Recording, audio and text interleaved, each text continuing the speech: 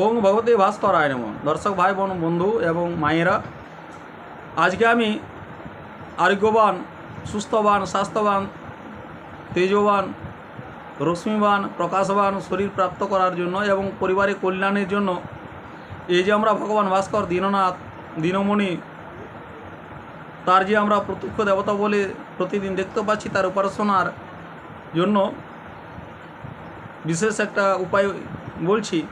তো ভগবান সূর্যদেব পরমাত্মা নারায়ণের সাক্ষাৎ স্বরূপ।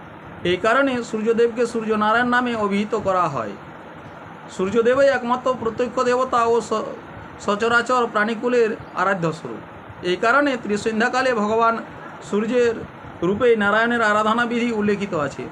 সূর্য উপাসনা দ্বারা তেজ, বল, আয়ু ও নেত্রজ্যোতির বৃদ্ধি ঘটে। ভগবান সূর্যের অবতরণ কল্যাণ, জগৎ কল্যাণের নিমিত্ত হয়। সমগ্র জীবগুলিকে নিত্য চেতনা প্রদান করা ও সচরাচরকে জগৎকে কৃপা প্রদান করাই তার একমাত্র উদ্দেশ্য।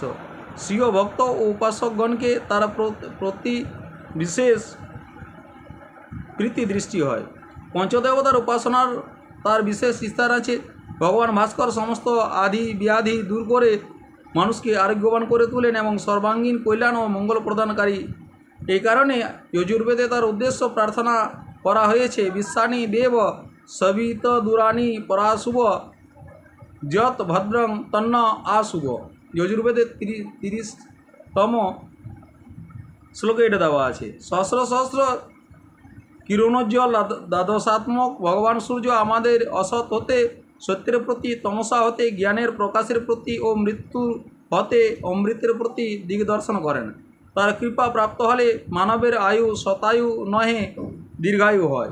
সূর্য উপাসনা মানবের বুদ্ধি অত্যন্ত নির্মল হয়, অন্তঃকরণ পবিত্র হয় এবং মানব ভগবত প্রাপ্তির যোগ্য হয়।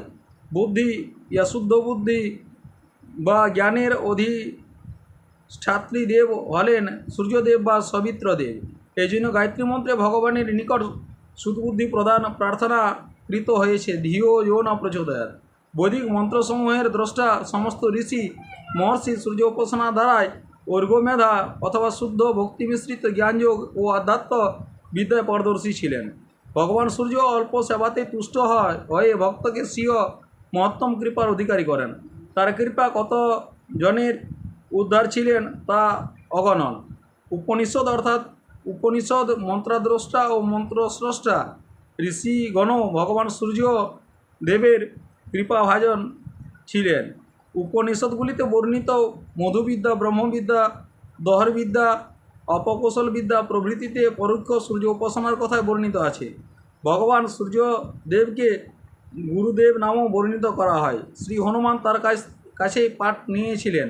তার কৃপাতেই ঋষি যজ্ঞবল্ক ব্রহ্মবিদ্যা ও চাক্ষুষমতি বিদ্যার প্রকৃত জ্ঞান লাভ করেন। ভগবান শ্রীরামচন্দ্র আদিত্য হৃদয় পাঠ করে রাবণ বিজয় করেন।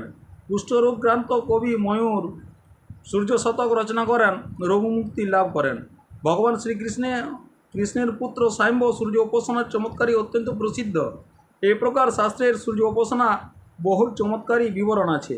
ভগবান সূর্যদেবকে অর্ঘ্যদানের বিশেষ মহত্ব আছে। প্রত্যেক ব্যক্তির উচিত প্রাতকালে তাম্রপত্রে জল, লাল চন্দন, রক্তপুষ্প ইত্যাদি রেখে প্রসন্ন ও প্রফুল্ল চিত্তে সূর্য মন্ত্রের জপ করে তাকে অর্ঘ্য প্রদান করা। অর্ঘ্যদানের প্রক্রিয়ার সন্তুষ্ট শ্রী সূর্যদেবকে উপাসকে আয়ু, আরোগ্য, ধন ধান্য, পুত্র পিত্র কলত্র, তেজ, বীর্য, যশ, কান্তি, বিদ্যা, বৈভব ও সৌভাগ্যের দ্বারা সমৃদ্ধ করেন। এটার জন্যে প্রতি জীবকে সূর্য উপাসনা করা একান্ত দরকার। তো দর্শক ভাই বোন বন্ধু এবং মায়েদের কাছে বিশেষ আগ্রহ, নিজের বাসনা বাঞ্ছিত ফল প্রাপ্তির জন্য অবশ্যই সূর্য উপাসনা করুন। আর যারা কেবলমাত্র ভিডিও দেখছেন, এখনও পর্যন্ত চ্যানেলটি সাবস্ক্রাইব করেননি, তার কাছে বিশেষ অনুরোধ, please subscribe my channel, like and share. আর আগের ভিডিওতে সূর্য উপাসনার বিশেষ নিয়ম আমি বর্ণনা করব। ওং নমো ভগবতী ভাস্করায় নমঃ।